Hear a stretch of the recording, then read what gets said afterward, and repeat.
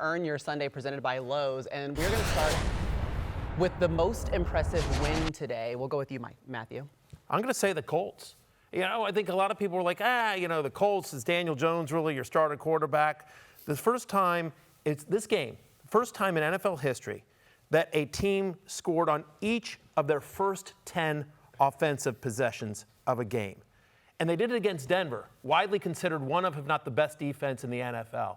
And I thought Daniel Jones and Jonathan Taylor and the entire offense, I didn't love how Shane Steichen managed the end of the game, just sort of playing for a 60-yard field goal, but top to bottom, it was a hell of a game plan.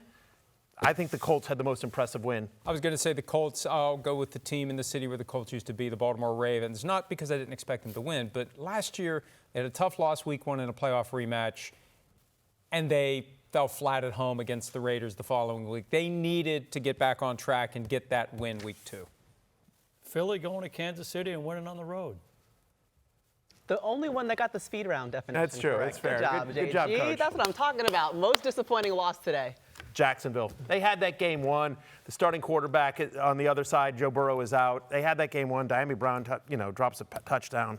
Jacksonville. That was a game they should have won. The Steelers can't lose the home opener of the Aaron Rodgers era, and then you've got the kickoff that Caleb Johnson didn't realize is a live ball. That was just a disaster for Pittsburgh. They keep playing like that, they're not going to make the playoffs. You say Jacksonville had that game won. Denver literally had the game won. Yeah. The guy missed the field goal. The game was over. Right. And they give them another opportunity to go ahead and kick the game winner. So for me, it was Denver. They went on the road, and they essentially won the ball game without the late game blunder. What about best individual performance in week 2?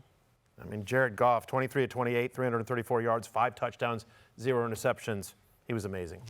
I'm going to say Jake Browning, not just because I talked to him after the game, but he's not even supposed to play today. Yeah. He's hanging around. All of a sudden, get your helmet, get your ass in there. And he delivered. Even though he had 3 interceptions, he overcame those interceptions. He hung in there, and he got thrown into the end zone. I mean, it really wasn't the tush push. It was more throwing a kid into the pool when Drew Sample threw him over the goal line, a play that Browning had never practiced. So to come in cold and get that win was very impressive. I appreciate you appreciating the backup quarterbacks.